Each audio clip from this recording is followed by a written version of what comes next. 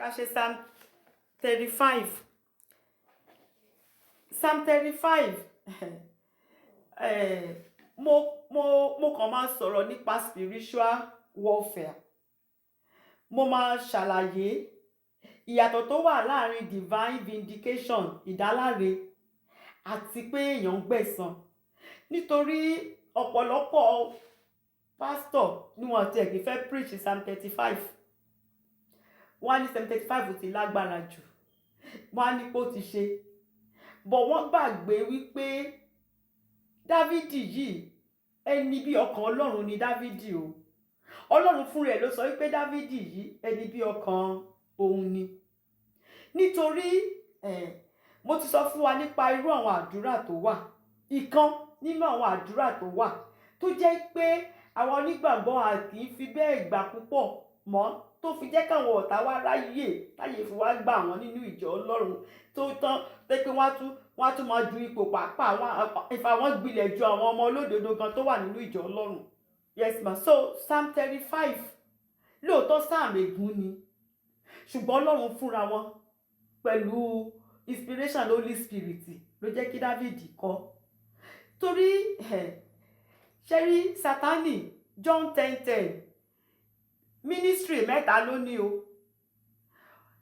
He has come to kill, to steal and to destroy. Láti pa, láti jí, láti bàjẹ́ pátápátá. Iṣẹ́ tó wá ṣe nìyẹn o. Ṣé wá rí gbogbo àwa tọ́lọ́run dá, Olúwa fún wa ní choice o. So you can choose life and you can choose death. O lè yan ìyè, o sì lè yan ikú. Olúwa ò kì í force èèyàn kankan láti mú kankan. Ṣùgbọ́n Olúwa ti kọ sínú ọ̀rọ̀ rẹ̀ ohun tó yẹ ká ṣe. Ó jẹ́ ká mọ̀ pé nǹkan tí Sátánì wá ṣe leléyìí o. Ṣùgbọ́n èmi Ọlọ́run wá láti fún yín ní ìyè. So ìyè yẹn tẹ́ bá fẹ́ ni o. Tẹ́ ẹ bá sì fẹ́, Olúwa ò kì í fipá mú èèyàn. Ṣùgbọ́n Olúwa jẹ́ ká mọ̀ wípé ilé ayé ilé ogun ni. Láti ìbẹ̀rẹ̀ nígbà tí Ọlọ́run máa fi dá ilé ayé yìí, kí ló kọ́kọ́ wà ńbẹ̀? Òkùnkùn. Bíbélì sọ pé òkùnkùn ó ṣúgbó gbogbo rẹ̀. Ọlọ́run fúnra wọn láti sọ̀rọ̀ sí òkùnkùn ní pé kí ìmọ́lẹ̀ kó wà. Nígbà yẹn òkùnkùn ṣe disappear. So ẹni tí kò bá sọ̀rọ̀ tó dákẹ́ tó sọ wípé it's okay, you know, ọ̀tá lè máa ṣe ẹ́ bó ṣe wù ẹ́, it's okay. Choice ẹni náà ni o. Mo fẹ́ ká mọ̀ wípé kò kì í ṣe ẹ̀ṣẹ̀ wípé èèyàn gbàdúrà pé Olúwa báyìí ni mo ṣe fẹ́ kẹ́ ṣe bá mi ṣe fún ọ̀tá mi. Olúwa mo fẹ́ kẹ́ ṣe báyìí, ó yàtọ̀ sí pé mo fẹ́ fúnra mi ṣe báyìí. Tí mo bá fẹ́ fúnra mi gba ẹ̀san, ìyẹn lẹ̀ṣẹ̀. Nítorí vengeance is of the Lord o. Ọlọ́run nìkan ló ní ẹ̀san. Ṣùgbọ́n mo lè ké pe Ọlọ́run. Ṣé ní tẹ́lẹ̀ spiritual warfare mi kì í fẹ́ gba àdúrà spiritual warfare. Àìnímọ̀ ni o.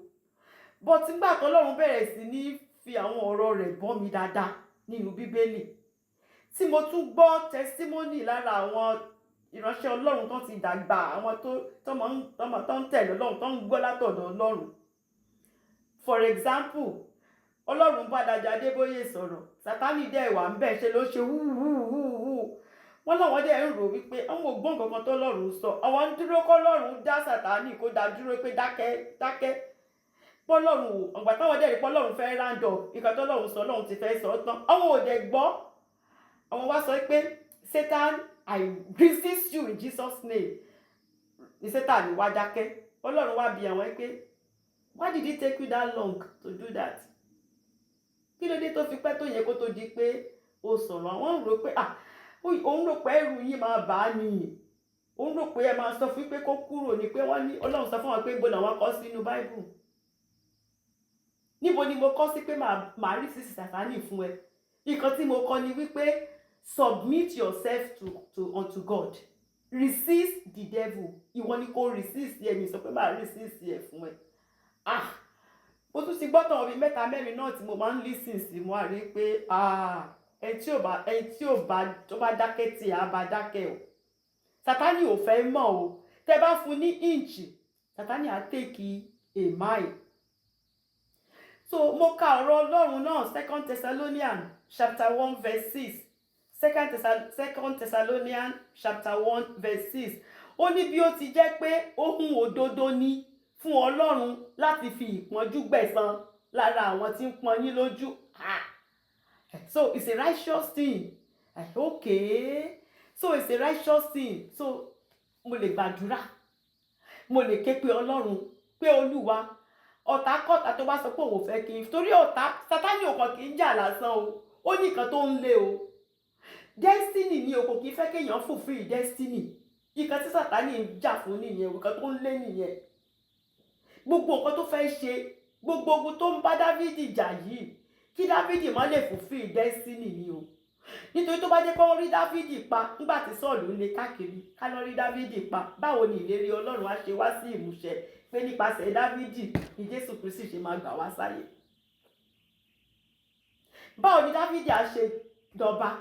Báwo ni Dáfídì á ṣe bí Sólómọ̀? You see, gbogbo nǹkan Sátánì ò kàn, òun ló kó sínú Sọ́ọ̀lù wípé owú ni, ṣe mọ̀ pé owú Dáfídì pa 10,000, ìwọ pa 1,000, ó ti gbàjọba lọ́wọ́ ẹ̀ nìyẹn.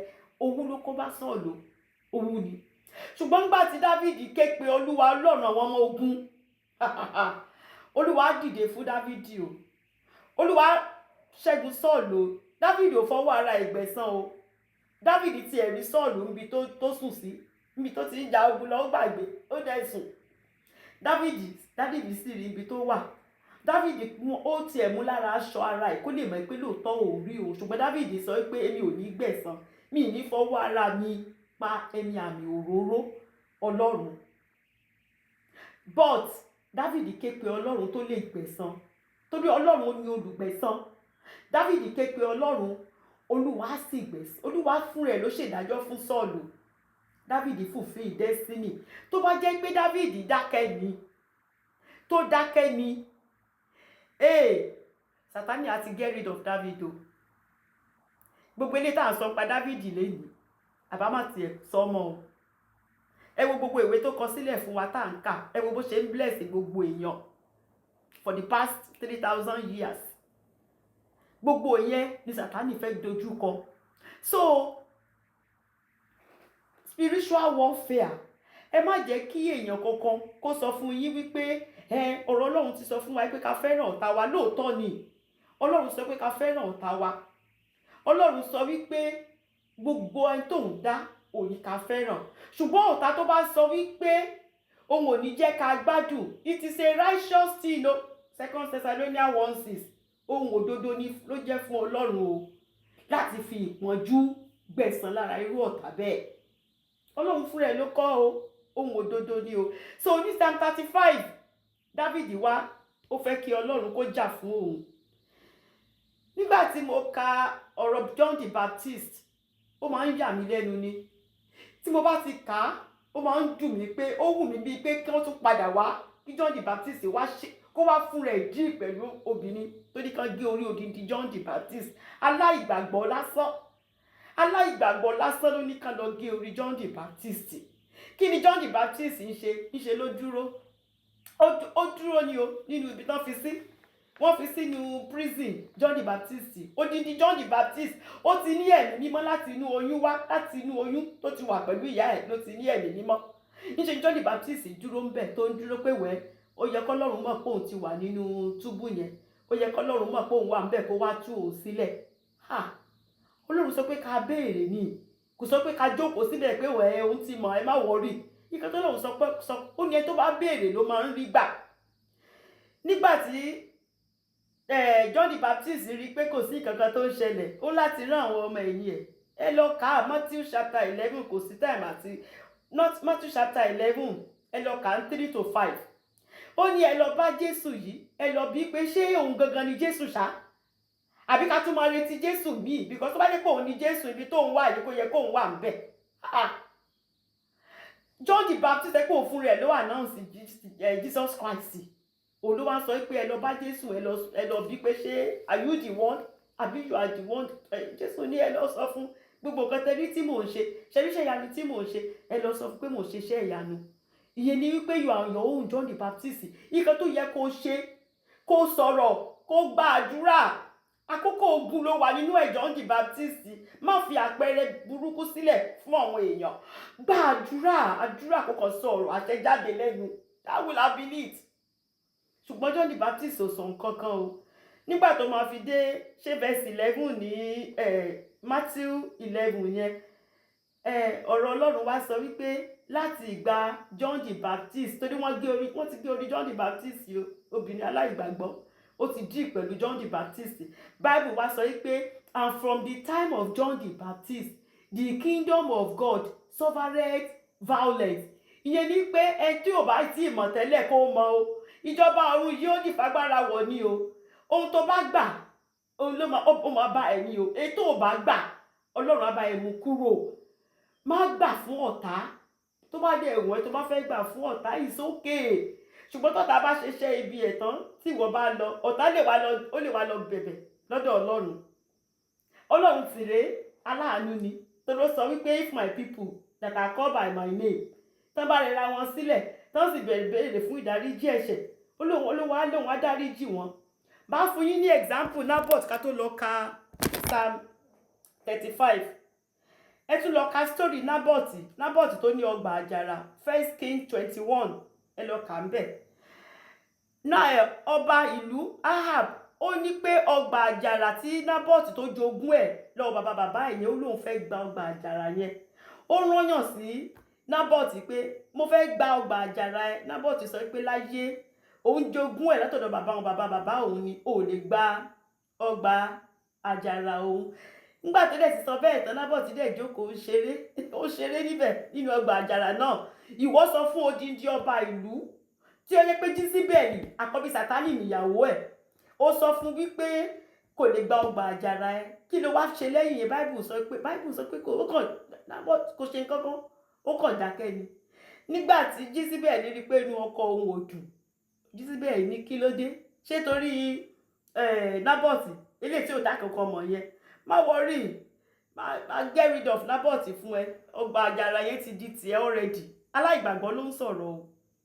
Naboth sì rèé ọmọ Ọlọ́run alààyè ni o. Ọmọ ológun ọ̀run àti ayé òun ni bàbá Naboth o. Ṣùgbọ́n Naboth jókòó síbẹ̀ ni ó ń wòran, ó ń wòye pé kí ló máa ṣẹlẹ̀.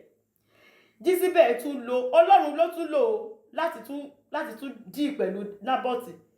Jísíbẹ́lì ní pé ẹ lọ sọ pé àwẹ̀ wà, ẹ̀yin ẹ lọ bá mi mú Naboth, ẹ jẹ́ kó sọ ọ̀rọ̀ tí kò yẹ kó sọ, káwọn èèyàn wá sọ pé ó ṣẹ̀sọ́ Ọlọ́run, kán wá sọ lókùúta, kán fi stone, ó ṣàfihàn fẹ́ make sure pé wọ́n stone ẹ̀ to death.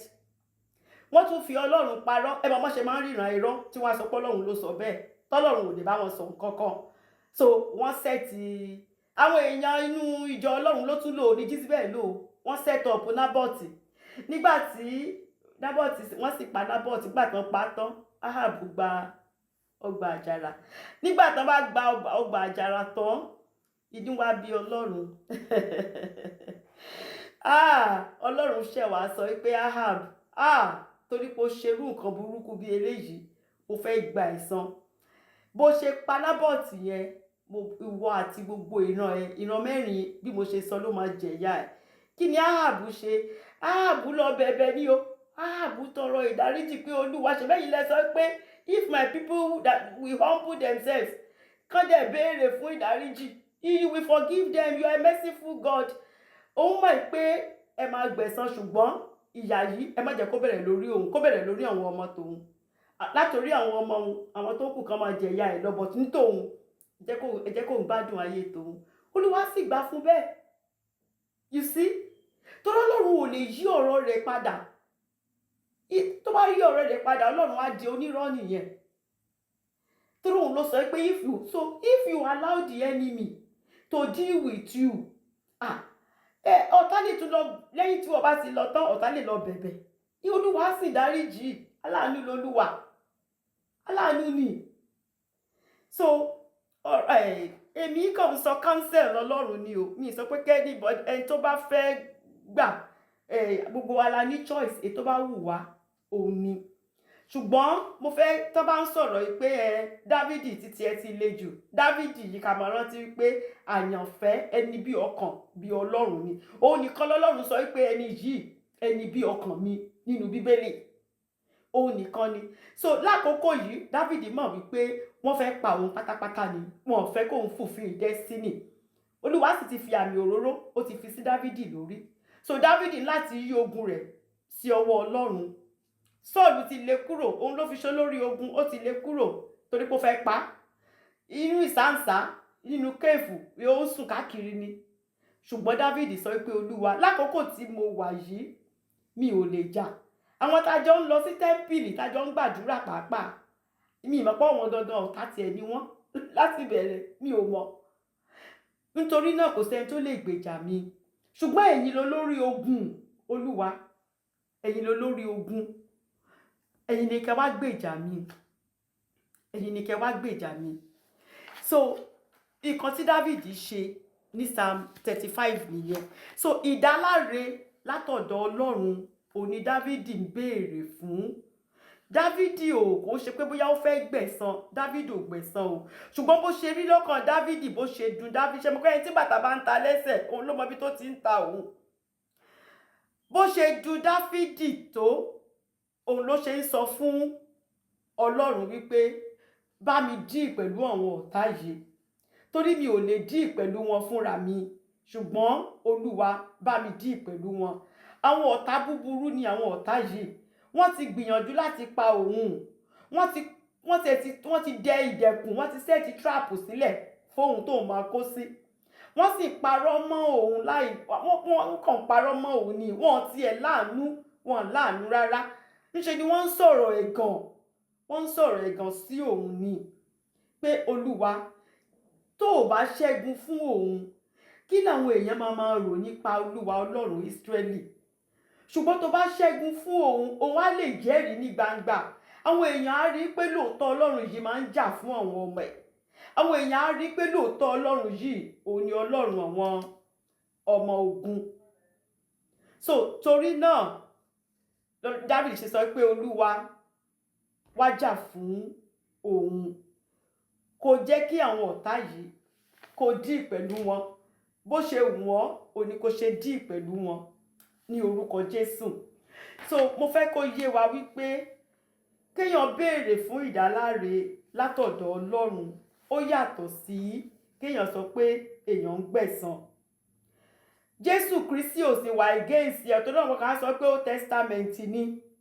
Ní New Testament, Jésù Kristi fún wa ní example. Ní Luke 18 verse 3, tẹ́ bá rántí obìnrin opó tó lọ ń bá Jọ́ọ̀jì tó jẹ́ wípé kò bẹ̀rù Ọlọ́run, kò bẹ̀rù ènìyàn. Ṣùgbọ́n ó lọ ń bá láràárọ̀ wípé àwọn kan ti ṣẹ̀ mí, wá gbẹ̀san fún mi. Mo fẹ́ kó gbẹ̀san fún mi. Tó bá jẹ́ pé nǹkan tí obìnrin opó yẹn ṣe pé kò dára ni, Jésù Kristi ò ní fi ṣe àpèjúwe. Jésù Kristi fi ṣe àpèjúwe fún wa ni. Wípé ńgbà tó jẹ́ pé ó continue lójoojúmọ́, ìyẹn ni pé nípa àdúrà òun la máa fi gbà sí Ọlọ́run pé kí Olúwa kó gbẹ̀san fún wa. Nǹkan tí Jésù Kristi ń try àti sọ fún wa nìyẹn. Nǹkan tí Dáfídì dẹ̀ ṣe ń bí nìyẹn. Ó ń fi àdúrà, ó fi ń ké pe Ọlọ́run ni o. Warfare prayer là ń pè eléyìí, ó là ń pè ní warfare prayer. Ó ń fi àdúrà, ó fi ń pe Ọlọ́run ní pé Olúwa wá jà fún mi. Jésù Kristi sọ pé ọkùnrin yẹn ó sì lóòótọ́ ó gbẹ̀san fún, ó avenge obìnrin yẹn of gbogbo àwọn tí wọ́n ṣẹ̀. Tí ẹni tí ò bẹ̀rù Ọlọ́run, tí kò bẹ̀rù ènìyàn, tó bá lè gbẹ̀san fún irú obìnrin yẹn, mélòó wá ni bàbá tó bí wa gangan? Bàbá tó jẹ́ pé lórí ìtẹ́ tó jókòó sí ìtẹ́ ìdájọ́ ni. Ṣé kò wá ní dájọ́ ni? Ṣé kò wá ní gbè wá níjà ni? Ṣé kò wá ní gbẹ̀san lára àwọn ọ̀tá wa ni? Ṣùgbọ́n kí la nílò láti ṣe? A ní láti ké pe Ọlọ́run. Ẹni tí ò bá ké pe Ọlọ́run tí a bá dákẹ́. A láti ké pe Ọlọ́run ni wípé Olúwa ó ti tó jẹ́, mo fẹ́ kó dìde nínú àánú rẹ kó wá gbèjà mi jà. Ẹ jẹ́ ká ka Psalm 35. Psalm 35. Mo ti sọ fún wa pé Psalm ègún ni. Bọ̀tẹ̀mí àìkan tí wọ́n pè níyẹn, bọ̀tẹ̀mí pè ní ogun ẹ̀mí, spiritual warfare lèmi ń pè. Àdúrà ogun ni, spiritual warfare lèmi ń pè. àdúrà ìrànlọ́wọ́ ni o sí Ọlọ́run. Dáfídì kọ Psalm 35 fún àdúrà ìrànlọ́wọ́. Ní verse 1 ó ní Olúwa gbógun ti àwọn tó ń gbógun tì mí. Àwọn tó ń gbógun tì mí yìí Olúwa, mo fẹ́ kó bá mi gbógun tì wọ́n. Fi ìjà fún àwọn tí ń bá mi jàjà. Àwọn tó ń bá mi jà yìí Olúwa, mi ò lè bá wọn jà o, wọ́n bá mi bá wọn jà. Ìwọ gangan ni, ṣé bí ìwọ ló lórí ogun, jagunjagun ni ẹ́. Wọ́n fi ìjà náà bá wọn jà. Ọ̀rọ̀ wọn ò gbà pé ọ̀rọ̀ wọn ò gbà àánú mọ́, nítorí wọn láàánú rárá. Ó ti dé, ó ti dójú ẹ̀. Nítorí náà Olúwa, wá fi ìjà, wá fi bá àwọn tí ń bá mi jà, wá fi bá wọn jà. Bá àwọn ọ̀tá mi jà. Exodus 14:14 ó sọ wípé nítorí tí Olúwa yóò jà fún yín, kí ẹ̀yin kí ó sì pa ẹnu yín mọ́. Olúwa máa jà fún wa, ṣùgbọ́n láti ké pe Olúwa. Ọmọ tó bá nawọ́ ni wọ́n ń gbé o. Láti ké pe Olúwa, wípé Olúwa, ìwọ ló sọ wípé you will contend with them that contend with me. Wá jà fún mi. So ní verse 2 ó ní Olúwa di asà àwọn àpáta mú, kí o sì dìde fún ìrànlọ́wọ́ mi. Ìyẹn ni wípé mo fẹ́ kí wọ́n fún rẹ̀ wá wọnú ogun lọ Olúwa. Ṣé bẹ́yìn lọ lórí ogun, ẹ ṣáà ń jagun. Ogun yìí ti kọjá ogun tí mo lè jà, ọmọ ogun ni mí. Ogun yìí kọ́ọ̀lù fún kọ̀mọ́ndà, ó nídìí kí kọ̀mọ́ndà olórí ogun kó wá ja ogun yìí fún rẹ̀. Kó nǹkan àwọn ogun rẹ síta Olúwa. Àwọn ogun ìjà rẹ Olúwa, ó yá kó wọn síta. Kó wá ja ìjà yìí, kó dìde, kó wá ja ìjà yìí fún mi. Dìde fún ìrànlọ́wọ́ mi. Ìwọ nìkan ló lè ràn mí lọ́wọ́ níbi tó dé yìí. Mi ò lè ja ogun yìí mọ́. Ní verse 3 ó ní fa ọkọ̀ yọ pẹ̀lú, kí o sì dènà àwọn tí ń ṣe inúnibíni sí mi. Àwọn ogun ìjà rẹ, ọkọ̀ tó fi ń jà, ó yá fà á yọ. Àkókò náà tó Olúwa. Idà olójú méjì tó máa ń irú eléyìí tó fi lé wọn ní Garden of Eden yẹn, àkókò náà tó Olúwa. Idà náà ẹ má jẹ́ kó wọnú ọkọ̀ tẹ́ máa fi parí gbogbo àwọn ọ̀tá tó ń ní mí lára yìí. Ó ti tójú ẹ̀ Olúwa. Ó ní so dènà àwọn tí ń ṣe inúnibíni sí mi ni o. Wọ́n kàn ṣe inúnibíni sí mi ni, mi ò ṣẹ̀ wọ́n. Iṣẹ́ Ọlọ́run tí mò ń ṣe yìí ò ní wàhálà wọn o. Kò sí kankan tí mo fi ṣe wọ́n. Nítorí náà Olúwa, kó àwọn ohun ìjà rẹ jáde. Kó wá jẹ́ kí n mọ̀, wá tún wí fún ọkàn mi. Mo mọ̀ pé ìwọ lolùgbàlà mi o, ṣùgbọ́n wá sọ ní ojú ogun yẹn ní gbangba, kí gbogbo èèyàn lè mọ̀ wípé ìwọ Ọlọ́run yìí, ìwọ ni ìgbàlà mi. Torí ìwọ ló lórí ogun. Ìwọ ni kọ̀mándà, ọmọ ogun ni mí. Jẹ́ kí wọ́n mọ̀ wípé ìwọ ni ìgbàlà mi. Tún sọ fún ọkàn mi, mo fẹ́ gbọ́ Olúwa. Nígbà tí mo bá rí ẹ lójú ìjà yìí, wípé ìwọ ni ìgbàlà mi. Verse 4 ó ní kí wọn kí ó dààmú, kí a sì ti àwọn tí ń wá ọkàn mi lójú. Gbogbo àwọn tó ń wá ọkàn mi lójú, tí wọ́n ṣà ń ṣeṣẹ́ ibi, tí wọ́n ṣà ń bínú ọkàn mi, tí wọ́n sọ pé wọ́n ní jẹ́ kí n fulfill destiny, tí wọ́n ní wọ́n fẹ́ kí n lálàáfíà. Olúwa o, wá dààmú wọn. Dáfídì ní dààmú wọn. Nígbà tó bá ti dààmú wọn, tí wọ́n rojú ráyè, wọ́n tiẹ̀ ní wọn táwọn tiẹ̀ mọ ibi tán wà, wọ́n á jẹ́ kí n ráyè fulfill destiny, wọ́n á jẹ́ kí n ráyè ṣe tèmi. Dáfídì ní kí a sì mú wọn padà, mú wọn padà, kí a sì dààmú àwọn tí ń gbèrò ìpalára mi. Gbogbo àwọn tó jọ ń plan ẹ̀, tó ń ṣèpàdé papọ̀, tó ń gbèrò ìpalára mi. Olúwa, wá mú wọn padà. Yé ni wípé kọjú wọn padà síbi tán ti ń bọ̀, back to sender. Ibi tán ti ń bọ̀ yẹn, dá ojú wọn padà bẹ́ẹ̀. Journey tí wọ́n embark on yẹn, má jẹ́ kán padà. Ìyẹn ni pé end nìyẹn. Ní verse 5 ó ní kí wọn kí ó dàbí ìyàngbò níwájú afẹ́fẹ́. Kí áńgẹ́lì Olúwa kí ó máa lé wọn, kí wọ́n kàn rí bí ìyàngbò yẹ̀pẹ̀.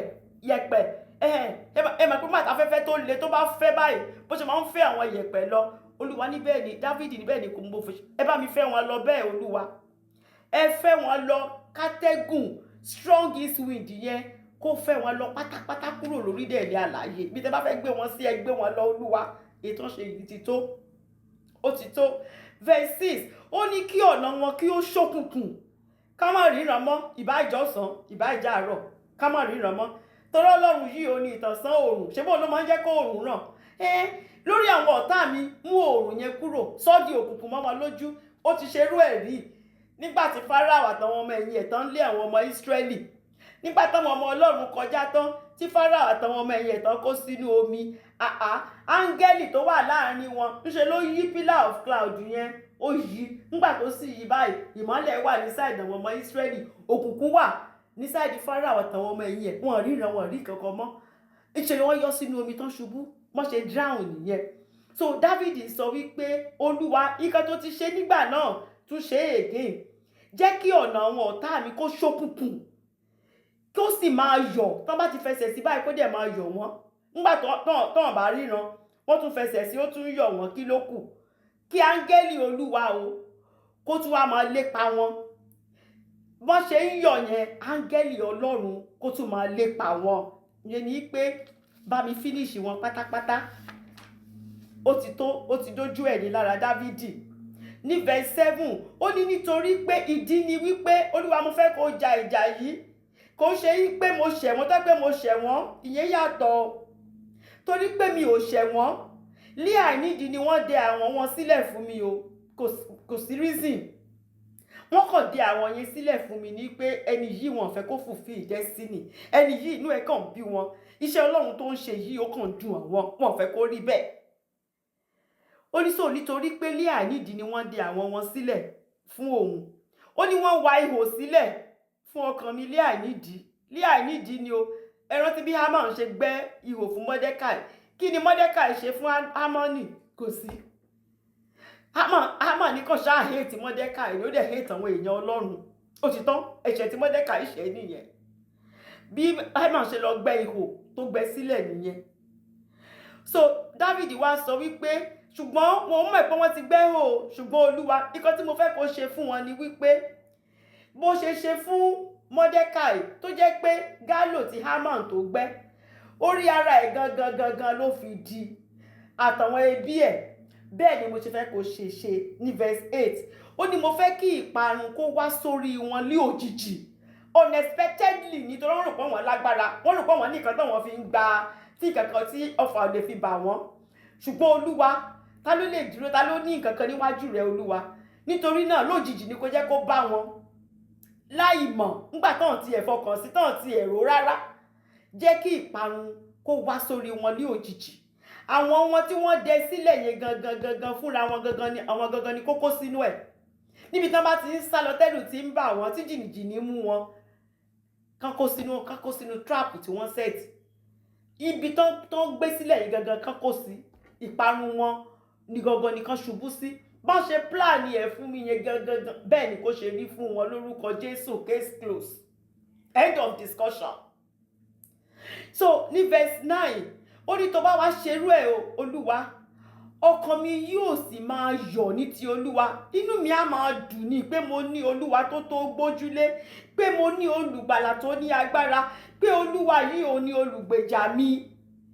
Inú mi yóò sì máa yọ̀ nínú ìgbàlà rẹ, nítorí ìwọ ló gbà mí là.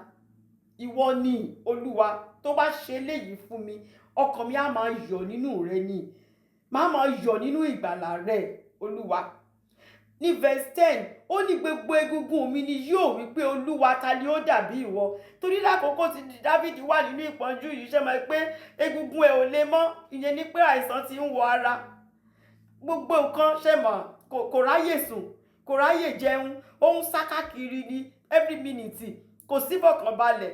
Ó ní bọ̀ t'Olúwa, tó bá lè ṣe bẹ́ẹ̀ fún mi, ó ní gbogbo egungun mi ni yóò wí pé Olúwa, ta ni ó dàbí ìwọ? Ìyẹn ni pé gbogbo ara mi á wá jí pérépéré, máa túbọ̀ lè máa yìn ọ́, máa lè sìn ọ́, máa lè máa pókìkí rẹ Olúwa.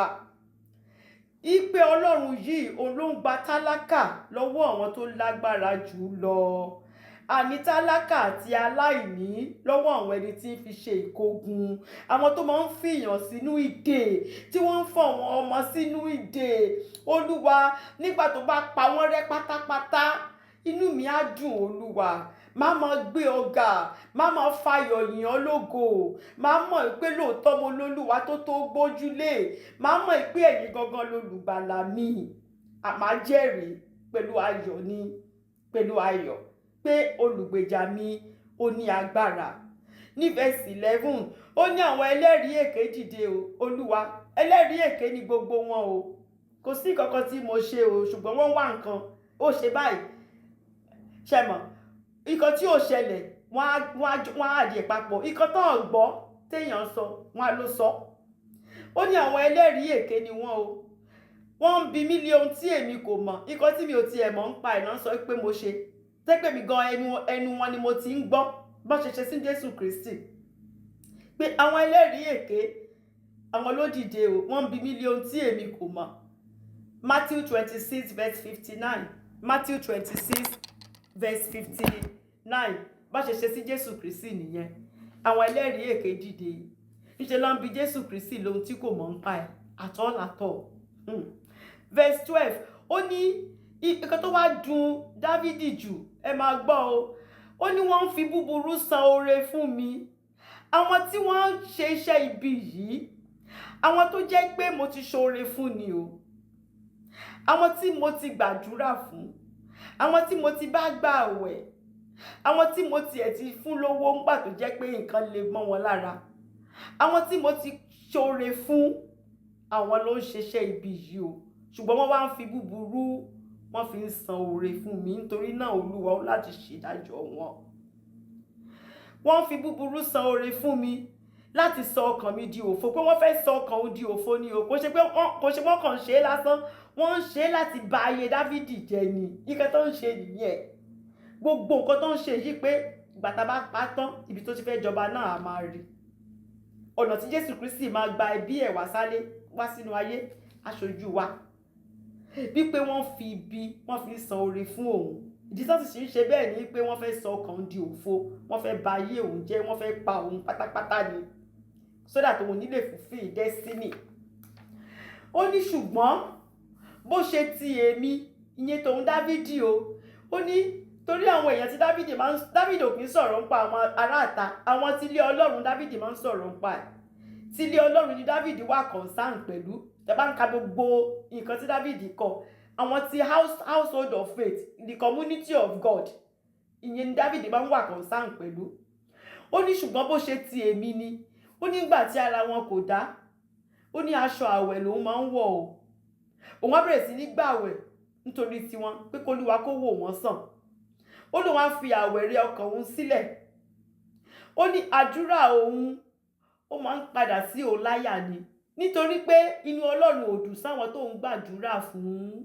Àwọn ẹni ibi níbo tí wọ́n ò mọ̀, èmi dẹ̀ ń gbàdúrà, èmi ń gbààwẹ̀ pé Olúwa bá mi wò wọ́n sàn, Olúwa mú wọn lára dá. Bí mo ṣe ń gbàdúrà yẹn, Ọlọ́run ò tètè dáhùn àdúrà, so mo rò pé kí tún continue, mo tún gbà á lọ, ṣùgbọ́n torí pé Olúwa mọ ohun gbogbo, Olúwa mọ irú èèyàn tán jẹ́. Dávìdì sọ pé ṣùgbọ́n bàdúrà yẹn ṣe, even though àdúrà yẹn ń padà sóhun láyà, òun sì ń gbàdúrà yẹn lọ ni, pé k'Olúwa kó tú wọn sílẹ̀, k'Olúwa kó wò wọ́n sàn. Ní verse 14, ó ní èmi ṣe ara mi bí ẹni pé ọ̀rẹ́ tàbí arákùnrin mi tilẹ̀ ni, ìyẹn brother nínú chọ́ọ̀chì, èmi rò pé brother ni, èmi rò pé sister ni. Nígbà tó bá ń sọ pé praise the Lord, àjọ ń ka Bible, àjọ ń ṣe gbogbo ẹ̀, ó tiẹ̀ lè jẹ́ ìránṣẹ́, ó lè jẹ́ mínísítà pàápàá nínú ìjọ. Báwo ni mo ṣe fẹ́ ṣe màfẹ́ tọ́lọ́run bá ṣí lójú nìkan? Dávìdì rò pé èmi ṣe ara mi bí ẹni pé ọ̀rẹ́ tàbí arákùnrin mi tilẹ̀ ni, èmi fi ìbìnújẹ́ tẹríba bí ẹni tí ń ṣọ̀fọ̀ ìyá rẹ̀, tí kankan bá ti ṣẹlẹ̀ sí wọn báyìí má ti gbé kárí. Olúwa kò yẹ kí irú eléyìí ṣẹlẹ̀ sí sísà yìí, Olúwa dìde, Olúwa ṣàánú, Olúwa jẹ́wọ́ ara rẹ̀, Olúwa. Dávìdì sọ pé nǹkan tóun ṣe fún wọn nìyẹn o, àwọn tó ń ṣiṣẹ́ ibi yìí bóun ṣe mú wọn nìyẹn o. Ní verse 15, ó ní ṣùgbọ́n nínú ìpọ́njú òun wọ́n ń yọ̀, inú wọn ń dùn pé a ti mú ọwọ́ wa ti bá ìrọ̀lẹ́ pa, àfi tí ò bá sí Jésù Kristi lórí ìtẹ́ mọ́ nìkan. Dávìdì sọ pé ṣùgbọ́n nínú ìpọ́njú mi wọ́n ń yọ̀, wọ́n sì kó ara wọn jọ, wọ́n ṣèpàdé ibi, wọ́n kó ara wọn jọ. Dávìdì ní àwọn ènìyàn kénìyàn wọ́n kó ara wọn jọ sí mi, èmi kò sì mọ̀, èmi ò tiẹ̀ mọ̀ pé wọ́n kóra wọn jọ, wọ́n ṣèpàdé ibi. Èmi rò pé èèyàn Ọlọ́run ni wọ́n, àtúnjọ ń rìn, àtúnjọ ń ṣe. Ó ní ṣùgbọ́n bó ṣe ń ṣe gbogbo yẹn, wọ́n ń fa òun ya, níṣe ni wọ́n ń tí àwọn, ṣe mọ̀, pé wọn ò dákẹ́ ṣe mọ̀ àwọn ṣe mọ̀ pé àwọn ọ̀tá míì wà tó jẹ́ pé àfi tán bá parẹ́ bíi ti Fáráò wọn ń gbọ́. Kò sí bẹ́ẹ̀ ṣe lè gbàdúrà àánú fún wọn tó pé Olúwa yí wọn padà àfi tẹ́ bá sọ wípé Olúwa òkè àkókò náà tó, wọn ò lè yí padà. Ẹ ṣèdájọ́ wọn. So Dáfídì sọ pé wọ́n ń fa òya wọn ò dákẹ́, wọn ti ẹ̀ múra àti dákẹ́, wọ́n fẹ́ make sure wípé wọ́n finish Dáfídì pátápátá ni. Ní verse 17 Dáfídì wá sọ wípé Olúwa ìwọ ò ti máa wò pẹ́ tó, for how long ló ṣe fẹ́ máa wo àwọn èèyàn yìí tó Olúwa? Wá yọ ọkàn mi kúrò nínú ìparun wọn, mú ọkàn mi kúrò nínú ìparun àwọn ẹni ibi yìí. Ẹ̀mí mi kan náà lọ́wọ́ àwọn kìnìún, ẹ̀mí kan yìí náà ni mo ní Olúwa, kò sí spare, kò pé méjì. Má jẹ́ káwọn ọ̀tá yìí, má jẹ́ kán rí ẹ̀mí mi Olúwa. Gba ẹ̀mí mi kúrò lọ́wọ́ àwọn kìnìún yìí. Ní verse 18 ó ní èmi ò ṣọpẹ́ fún ọ nínú àjọ ńlá, mo máa dúpẹ́ tó bá gbà mí lọ́wọ́ àwọn ẹni ibi yìí Olúwa, máa gbé gbá ọpẹ́. Má jẹ́ kí gbogbo èèyàn mọ̀ pé Ọlọ́run tí mò ń sìn ó ní agbára. Ọlọ́run tí mò ń sìn, ọba tó máa ń gbèjà ọmọ ẹni, ọba tí kò kìí jẹ́ kójú kó ti àwọn tirẹ̀, ó ní mò ń sìn. Máa jẹ́rìí ní gbangba láàrin ọ̀pọ̀ ènìyàn kí gbogbo ènìyàn lè bẹ̀rù rẹ, kí wọ́n lè fi ògo, kí wọ́n lè fi fún Ọlọ́run Ísírẹ́lì. Ní verse 19 ó ní má ṣe jẹ́ kí àwọn tí ń ṣe ọ̀tá mi lódì kí ó yọ̀ mí. Gbogbo àwọn tí ń ṣe ọ̀tá mi lódì, ẹ má jẹ́ kán yọ̀ mí Olúwa. Ẹ má jẹ́ kán sọ pé nǹkan tá à ń wá náà nìyẹn, irọ́ ló ń pa. Ẹ má jẹ́ kí irú ẹ̀ ṣẹlẹ̀ Ọlọ́run ìyanu. Bẹ́ẹ̀ ni kí o má sì ṣe jẹ́ kí àwọn tí ó kórìíra mi lé àìnídìí kí ó máa ṣẹ́jú sí mi. Ṣé mọ̀ pé wọ́n ṣe ṣẹ́jú sí Jésù Kristi nìyẹn. Inú kan bí wọn sí pé Jésù Kristi sọ pé òun lọmọ Ọlọ́run, bẹ́ẹ̀ náà ṣe ń ṣẹ́jú sí. John 15 verse 25 ẹ lè kà later. John 15 verse 25 Dáfídì ní Olúwa má jẹ́ kán ṣe bẹ́ẹ̀, má jẹ́ kán ṣẹ́jú ibi, má jẹ́ kán sọ pé that's it, nǹkan tá à ń fẹ́ náà ó ti ṣẹlẹ̀, má jẹ́ kó rí bẹ́ẹ̀ Olúwa, má jẹ́ kó rí bẹ́ẹ̀. Verse 20 ó ní nítorí tí wọn kò sọ̀rọ̀ àlàáfíà, wọn sọ̀rọ̀ àlàáfíà, ọ̀tá tó àwọn ọ̀tá yìí wọn fẹ́ àlàáfíà rárá. Ẹ̀yin kan sọ pé sísà tó ní miscarriage ńgbà mẹ́ta tí wọ́n dì pẹ̀lú tó jẹ́ pé ẹni tó wọn àti ẹ̀dẹ́jọ́ rẹ̀ wọ́n jọ ń wọlé wọ̀ta ni ó sì ló wá ń di ọ̀rọ̀ rẹ̀ tó sì tún sọ pé k'Olúwa ṣàbá mi ṣàánú fún, Olúwa ṣàánú fún, ó máa yí padà. Ṣégbà tó bá pa sísà yẹn tán ló máa yí padà. So Dáfídì sọ wípé àwọn èèyàn yìí wọ́n sọ̀rọ̀ àlàáfíà, bó ṣe ń gbàdúrà pé Olúwa máa ṣàánú fún, bẹ́ẹ̀ ló ṣe ṣẹ́ ibi ẹ̀, kò ní gbọ́. So tá bá ti gbàdúrà pé Olúwa ṣàánú fún, àátún wá àdì sí wípé Olúwa, ṣùgbọ́n tó bá kọ̀ báwọn ìyá wa ṣe máa ń sọ, tí ò bá yí padà, Olúwa o ẹ ṣèdájọ́ ẹ̀ ní kíákíá, ẹ má jẹ́ kó pẹ́. Nítorí wọn sọ̀rọ̀ àlàáfíà o, wọn sọ̀rọ̀ àlàáfíà rárá, wọn ń gbọ́. Ẹ̀mí burúkú tó wà nínú wọn yẹn kò kì í jẹ́ kán gbọ́ àfi tán bá parun, ó máa ń tì wọ́n parun ni, ó máa ń tì wọ́n parun ni. Ṣùgbọ́n wọ́n ń hùmọ̀ ọ̀rọ̀ ẹ̀tàn sí àwọn ènìyàn jẹ́jẹ́ ilẹ̀ náà. Gbogbo olódodo tó wà ní tiẹ̀ jẹ́jẹ́ òní wọ́n ń hù, wọ́n á ti ṣẹ̀tàn, wọ́n á ti parí gbogbo nǹkan yẹn lẹ́yìn tó bá wá dojú, wọ́n á déwájú yín. God bless you ma, kú ṣe Olúwa, àgbájú yín o, God have mercy, God have mercy, God have mercy. Dáfídì rí, ó rí gbogbo ẹ̀ tán, Dáfídì rí tán ó rí tán. Ní verse 21 ó ní ní tòótọ́ wọ́n ya inú wọn sílẹ̀ sí mi ni o, wọ́n kàn parọ́ ni o, wọ́n fi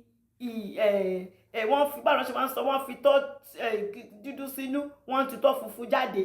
Dáfídì ní níṣe ni wọ́n ya inú wọn sílẹ̀ sí mi, wọ́n ń wí pé ojú wa ti rí, kò sí nǹkan ibi lójú yín, máa rí tẹ́ bá ti ń ṣe bí, ẹni tó bá ti ń ṣe bí ibi lójú ẹ̀ máa rí, kò sí nǹkan tó máa rí ju ibi lọ lórúkọ Jésù.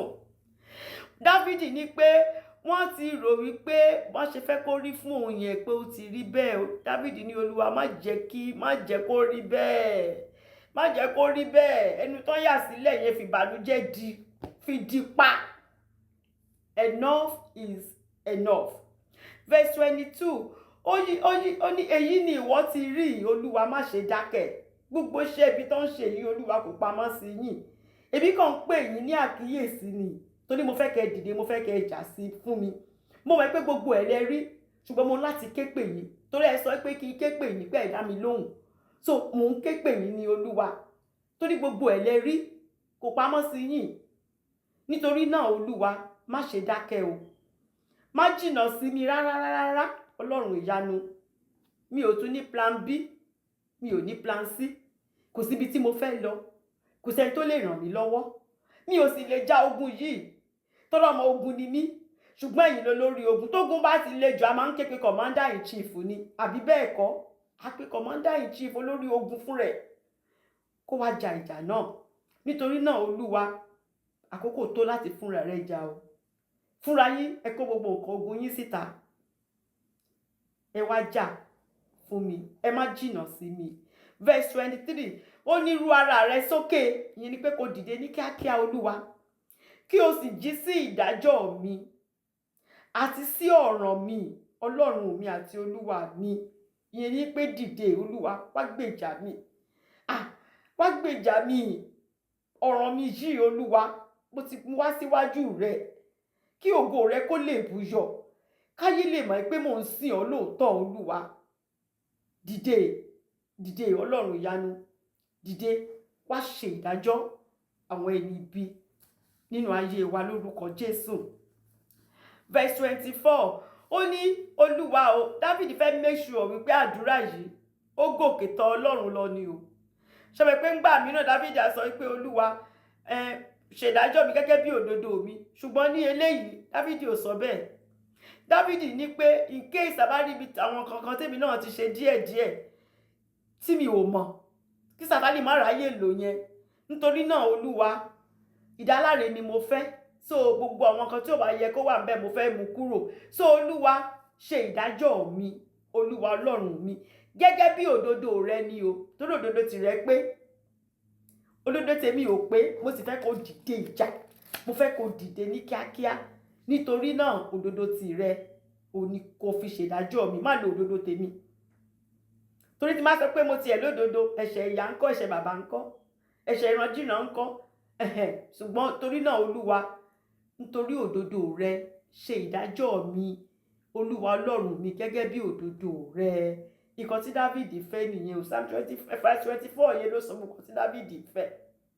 Ìdáláre ni David fẹ́. Kò ṣe kó kàn fẹ́ pé kọ́lọ́run kàn pa àwọn ọ̀tá for nothing, ṣùgbọ́n Olúwa, ìwọ pa wọ́n, clear àwọn, kó wá fún mi ní ìdáláre. Já mi láre, divine vindication. Nǹkan tí David ń wá nìyẹn o. Vindicate me, ó ti tán. Ṣáà dá mi láre nínú òdodo rẹ, Ọlọ́run mi. Àdúrà tí David ń gbà nìyẹn. Kí o má sì ṣe jẹ́ kí wọn kí ó yọ̀ mí, ọ̀tá ò ní yọ̀ wá lórúkọ Jésù. So verse 25, ó ní má ṣe jẹ́ kí wọn kí ó wí nínú ọkàn wọn pé bẹ́ẹ̀ ni àwa ń fẹ́. Irọ́ ni kò lè rí bẹ́ẹ̀ lórúkọ Jésù. Torí Ọlọ́run tá à ń sìn, Ọlọ́run tó le, Ọlọ́run tó ní agbára, Ọlọ́run tó ní agbára ní ogun, Ọlọ́run tó máa ń gba agbára lọ́wọ́ alágbára, tó fẹ́ fi agbára ní aláìlágbára ni. So kò lè gbà kí tọ̀tá kó ṣẹ. Olódodo lọ́lọ́run, olóòótọ́ sì ni Olúwa Ọlọ́run Ísírẹ́lì, Ọlọ́run tá à ń sìn. So Olúwa ò lè jẹ́ kí tọ̀tá, kò ní jẹ́ kó ṣẹ, kò ní jẹ́ kó rí fún wọn bí wọ́n ṣe rò pé ó ṣe máa rí fáwa. Kò ní rí bẹ́ẹ̀. Tí Olúwa nìkan ló máa ń ṣe nínú ayé wa, nínú ẹbí wa lórúkọ Jésù Kristi. So David sọ wípé má ṣe jẹ́ kí wọn kí ó wí nínú ọkàn wọn pé bẹ́ẹ̀ ni àwa ń fẹ́. Má ṣe jẹ́ kí wọn kí ó wí pé àwa ti gbé mi, ẹ lè gbé ọmọ Ọlọ́run mi lórúkọ Jésù. Touch not my anointed ni o, and do my prophet no harm. David sọ pé Olúwa má jẹ́ kó rí bẹ́ẹ̀, torí tó bá rí bẹ́ẹ̀ kò fògo fún ọ o. Ìyìn ò ní fògo fún ọ. Ìwọ sì ré ògo ló fẹ́. Ayé mi láti fògo fọ́lọ́run. Ayé gbogbo wa láti fògo fọ́lọ́run. Gbogbo ẹni tó bá ti jẹ́ àtúnbí tó sì ń ṣiṣẹ́ fọ́lọ́run, ó di dandan káyé wa fògo fọ́lọ́run. Ó tó dá wa fún nìyẹn. so ọ̀tá ò lè borí nítorí pé Olúwa láti gbògo lórí ayé wa, Olúwa láti gbògo lórí ayé wa. So verse 26 ó ní Olúwa jẹ́ kí ojú kí ó tì wọ́n. Ìtìjú ńlá ni o, ká máa fi tí wọ́n ṣe example wípé ṣé rántí ẹni yẹn wọ́n ṣe ṣe ibi láyé ẹ̀, ká máa fi tí wọ́n ṣe example àpẹẹrẹ pé ẹ tó bá ti ṣé rántí orúkọ ẹni yẹn nǹkan tó gbẹ̀yìn ẹ̀ má má jẹ́ kó gbẹ̀yìn ẹ̀, má ṣe ṣe ibi, bá mi jẹ́ kójú tì wọ́n. Pé Olúwa jẹ́ kí ojú kí ó tì wọ́n, kí wọn kí ó sì dààmú pọ̀. Ìdààmú gbogbo wọn lápapọ̀ ni kò ṣe kan nu wọn, gbogbo wọn tó ń jọ para wọn pọ̀ yẹn nìkan dààmú pọ̀. Gbogbo àwọn tó ń yọ̀ sí ìfarapa mi jẹ́ kí wọn kí ó dààmú pọ̀, kí a fi ìtìjú àti àbùkù ká fi ìtìjú àti àbùkù wọ̀ wọ́n ní aṣọ. Gbogbo àwọn tí ń gbéraga sí mi, torí àwọn tó ń gbéraga sí wa làwọn tó ń sọ pé kò sí nǹkan tọ́lọ́run lè gbé wọn ṣe, kò sí kí lọ́lọ́run náà fẹ́ ṣe, kò sí nǹkan tọ́lọ́run máa ṣe. Ẹ mọ̀ pé Ọlọ́run yìí iná ajónirun, kìnìún ẹ̀yà Júdà ni, tó bá ti la ẹnu rẹ̀ báyìí kìnìún yẹn wọ́n ń gbé kìnìún ayé wọ́n ń gbé mi ni. So Dáfídì sọ wípé Olúwa kò sí pé kọ̀ọ̀kan pa wọ́n nìkan, bọ̀kan tó kú jẹ́ kí ìtìjú àti àbùkù jẹ́ kó wọ̀ wọ́n ní aṣọ, kán ṣe ẹ̀sìn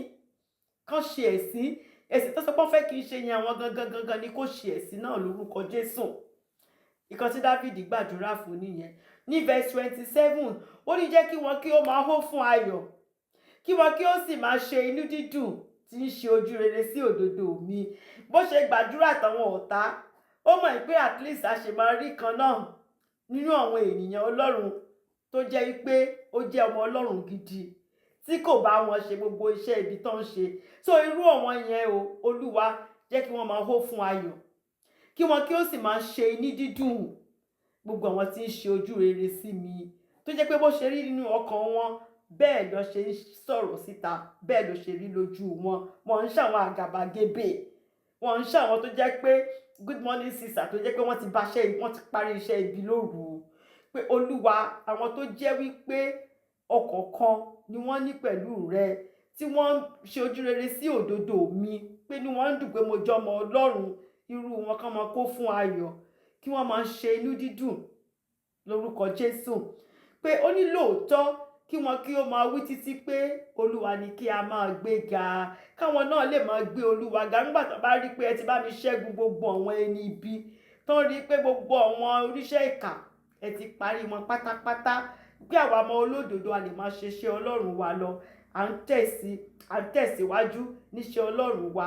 Ò pé àwọn yẹn gan wọ́n á tún máa bá mi gbé yín ga Olúwa, a máa gbé yín ga ni, a máa ṣe inú dídùn sí àlàáfíà. Gbogbo wọn a máa ṣe inú dídùn sí àlàáfíà ìránṣẹ́ rẹ. Verse 28 ó ní ahọ́n mi yóò sì máa sọ̀rọ̀ òdodo rẹ. Nígbà tọ́lọ́run bá ti gbèjà wa jà, tọ́lọ́run ti ṣẹ́gun gbogbo àwọn ọ̀tá, kí ló dé táhán wa ò ṣe ní sọ̀rọ̀ òdodo Ọlọ́run? A máa sọ̀rọ̀ òdodo Ọlọ́run, a máa sọ fún gbogbo èèyàn pé come and see, irú Ọlọ́run tí mò ń sìn lélẹ́yà, a lè fọwọ́ gbóyà, a lè fọwọ́ wa táyà pé máa bọ̀ wá, come and taste and see that the Lord is good. Ṣẹ́mà ó ní ahọ́n mi yóò sì máa sọ̀rọ̀ òdodo rẹ àti ti ìyìn rẹ ní gbogbo ọjọ́. Forever ni màá máa yìn ẹ́ Olúwa, forever and ever ó ní màá máa yìn ọ́. Tó bá ṣẹ́ ogun yìí fún mi, Olúwa sì ṣẹ́gun fún Dáfídì lóòótọ́. Ìgbà tá a bá ń continue sí nẹ́ẹ̀sì alágbára Ọlọ́run, a máa débẹ̀, a máa rí pé lóòótọ́ Olúwa ṣẹ́gun fún Dáfídì, Olúwa gbèjà Dáfídì jà, Olúwa sì gbèjà wa jà lórúkọ Jésù. Gbogbo nǹkan tí Dáfídì sọ ní Psalm 35 a rí pé nípa Jésù Kristi gangan ni Dáfídì sọ. Wọ́n kàn kórìíra Jésù Kristi láì nídìí, àbẹ́ẹ̀rí pé wọ́n kàn kórìíra láì nídìí ni. Wọ́n lè sọ pé torí pé òun jọmọ Ọlọ́run. Báwo ló máa ṣe sọ pé ó jọmọ Ọlọ́run? Àwọn aláṣẹ, àwọn tó jẹ́ olórí ìlú, gbogbo wọn kàn fẹ̀sùn kan Jésù Kristi ní àwọn nǹkan tí Jésù Kristi tí ò ṣe.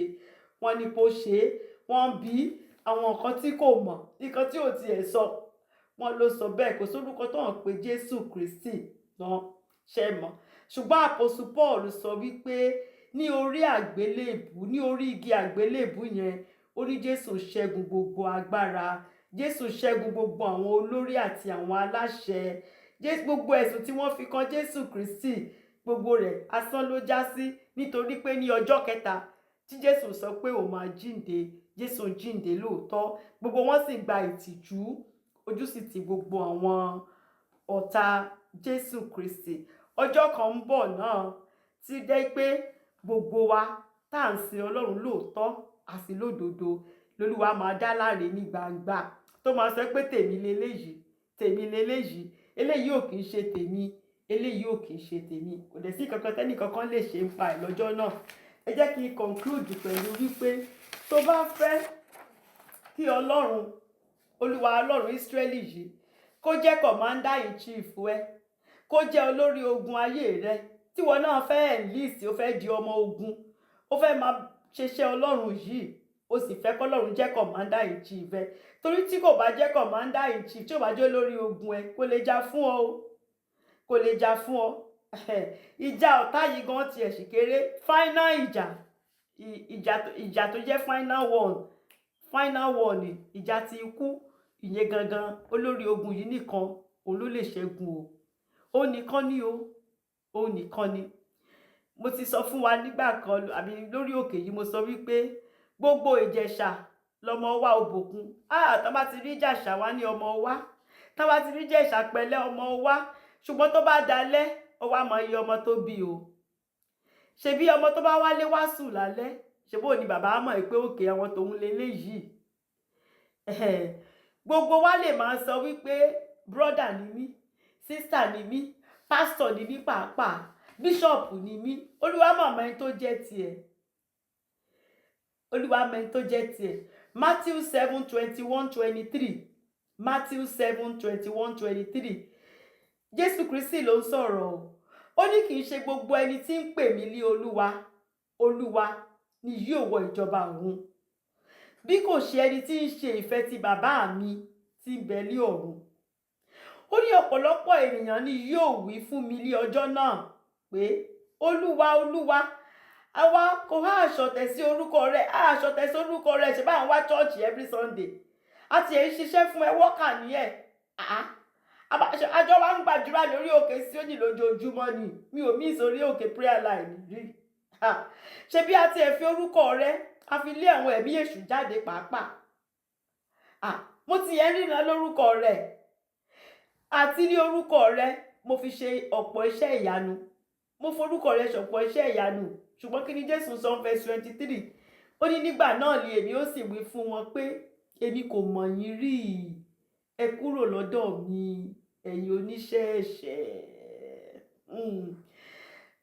Bible study sí last one lélẹ̀ for this year ò ti pàdé ló dẹ̀kù lórúkọ Jésù. Ẹ jọ̀ọ́, mo fẹ́ kí gbogbo wa jẹ́ ká lọ ronú sí ọ̀rọ̀ tí Jésù Kristi sọ yìí o. Ẹ jẹ́ ká lọ ronú sí i. Lọ́jọ́ náà ṣé Jésù Kristi máa sọ pé mi ò mọ̀ ọ́ rí, kúrò lọ́dọ̀ mi, tó dẹ̀ ń sin Ọlọ́run, ó dẹ̀ ń ṣiṣẹ́ fún lójoojúmọ́? Ṣé ó máa sọ bẹ́ẹ̀ ni? Àbó máa sọ pé káàbọ̀ ọmọ ọ̀dọ̀ rere, ó kú iṣẹ́? Èwo ló máa jẹ́ lọ́jọ́ náà? Nítorí Ọlọ́run yìí ó dìran kó ṣèdájọ́ o. Tó bá mọ̀ wípé tí pé bá ti ẹ̀dùn lé ní sìn, kò sí orí ọ̀fẹ́ láti tún sọ wípé Olúwa jọ̀ọ́, nísìnyí mo ti change, wá dáríjì mi. Àkókò yìí lórí ọ̀fẹ́ yìí ti wà o. Àkókò yìí ni, àkókò yìí ni. Lẹ́yìn ikú ìdájọ́ ló kù o. Kò sí ìrònúpìwàdà nínú grave, kò sí. So a lórí ọ̀fẹ́ báyìí kéèyàn bá ara ẹ̀ sọ tòótọ́ wípé iṣẹ́ tí mo ti ẹ̀ ṣe fọ́lọ́run yìí, ṣé Olúwa mọ̀ mí ṣá? Mo ń ṣiṣẹ́ fún pásítọ̀ tí ẹ̀ ni mí, bíṣọ̀pù ni mí, mo ti ẹ̀ dá ìjọ sílẹ̀, mo ń ríran, mo ń káṣẹ́ bíbélì, mo ń ka bíbélì, mo ń ṣe ẹ̀kọ́, mo ti ẹ̀ fọwọ́rọ̀ rẹ̀ bọ́ àwọn èèyàn. Ṣọ́run yìí ṣó mọ̀ mí ṣá? Ṣó mọ̀ mí? Ká má tan ra wa, ṣe mọ̀ pé ńgbà mìíràn ó ní kéèyàn bára ẹ̀ sọ̀rọ̀, ká mọ̀ bí tá a wà, ká mọ̀ bí tá a wà. Tó bá wá mọ̀ wípé kò dá ẹ lójú pé Jésù Kristi yìí mọ̀ o, kò sórúkọ rẹ nínú ìwé ìyè o. Oore ọ̀fẹ́ wà báyìí o. Kọ́dún yìí kó tó parí, oore ọ̀fẹ́ wà lénìí o, tún dọjọ́ pàdé. Kọ́lọ́run dá ẹ̀mí gbogbo wa sí lórúkọ Jésù. Oore ọ̀fẹ́ wà báyìí, oore ọ̀fẹ́ wà báyìí. Wá gba Jésù Kristi ní Olúwa. Ó ń kanlẹ̀kùn ọkàn ẹ̀. Ó ń kanlẹ̀kùn ọkàn ẹ̀ báyìí. Ṣí sílẹ̀ fún un. Jẹ́ kó wọlé. Tó bá ti wọlé, á bá ọ jókòó, á tún bá ọ jẹun pàápàá. Ìwọ náà wàá mọ̀, ọkàn ẹ̀ á balẹ̀ wípé tó bá ti dé jọ́kọ́jọ́ tí pè náà bá dún, èmi náà mọ̀ wípé mo máa méèkì ẹ̀. A máa kí wa pé káàbọ̀ ọmọ ọ̀dọ̀ rere lọ́jọ́ náà ni. Àríra wa yọ̀ mọ́ra wa wípé èmi náà méèkì ẹ̀, èmi náà méèkì ẹ̀. Ká má sọ pé sísà yẹn ń kọ́ ìyá yẹn ò mọ̀ méèkì ẹ̀. Ní oníṣẹ́ tiwa lórúkọ Jésù. Oore ọ̀fẹ́ wà. Ẹ kọ̀ Sátánì àti iṣẹ́ ọwọ́ rẹ̀ sílẹ̀. Sátánì nǹkan ń parọ́ ni o. Kò sí nǹkan kan tó lè ṣe fún yín o. Bákan tó bá ti lò ní tán dẹ̀ já yín sílẹ̀. Ó tán. Ọlọ́run nìkan ló ń lòyàn tó dẹ̀ tún san oore fún yàn o. A tún wá gbà yàn síjọba rẹ̀ lọ́rùn. Ìyèdèrè mílíọ̀nù fìyàsí ni kò ṣeé kà. Ọdún tó pọ̀ rẹpẹtẹ ni. Bí àwọn kan ṣe ń gbádùn bẹ́ẹ̀ làwọn kan máa ṣe hóhá nínú iná. Ṣó wá wọ̀ tí ẹ ni? Oore ọ̀fẹ́ wà. Gba Jésù Kristi sínú ayé rẹ. Tó bá sì ti gba Jésù Kristi tẹ́lẹ̀, bó ti wọ́n gan mọ̀ pé ọ̀nà rẹ o ti kúrò lọ́nà yẹn pátápátá. Ọ̀nà tó jẹ́ wé yẹn ò sí bẹ́ẹ̀ mọ́ rárá. Padà wá. It's a God of second chance. A tún gbà ẹ́. Bẹ̀rẹ̀ ọ̀tún pẹ̀lú Jésù Kristi. A sì tún gbà ọ́. Ìwọ náà lọ́jọ́ náà. Àjọ ríra, àjọ yọ̀ mọ́ra wa. Jẹ́ ká gba àdúrà tó bá ṣe tán. Tó mọ̀ ìpele tó tiẹ̀ ti ṣe yìí ó ṣe gan kí ló gbà sí. Ó tiẹ̀ fẹ́ ṣe wàhálà mọ́. Ó fẹ́ kúkú fi gbogbo ayé ẹ̀ tó kù. Ó fẹ́ fi sin Ọlọ́run. Ìwọ náà fẹ́ bá Jésù Kristi jọba lọ́jọ́ náà. Ó fẹ́ kó jẹ́ pé òun ni commander in chief wẹ́. Jẹ́ ká jọ gba àdúrà wípé Olúwa, mo máa ra mi gẹ́gẹ́ bí ẹlẹ́ṣẹ̀. Nítorí tèmi ló ṣe kú ikú oró lórí igi àgbélébùú.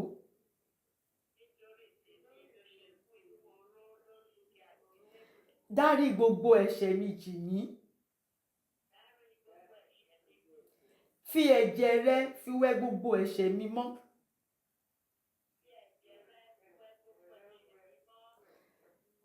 Èmi náà fẹ́ bá ọ jíǹde bó ṣe jíǹde lọ́jọ́ kẹta.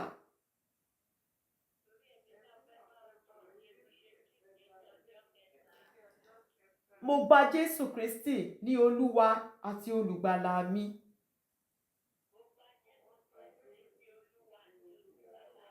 Kọ orúkọ mi sínú ìwé ìyè.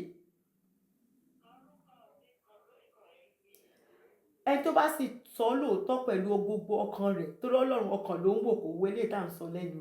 Olúwa á sì gbà yín. Olúwa á sì kọ orúkọ yín sínú ìwé ìyè. Wọ́n á sì bẹ̀rẹ̀ sí ní kọ́ mansion ti yín náà lọ́run. Àtẹ̀mọ́tà ọ̀fà Jésù Kristi á máa jó ní. Inú àwọn áńgẹ́lì á máa dùn lọ́run báyìí pé èèyàn kan tún ti wá.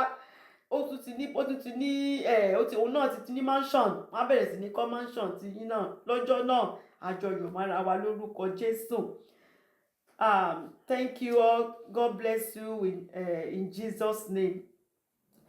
Ẹ máa ṣọ́nà, kẹ̀sì máa gbàdúrà. Ẹ máa ṣọ́nà, kẹ̀sì máa gbàdúrà.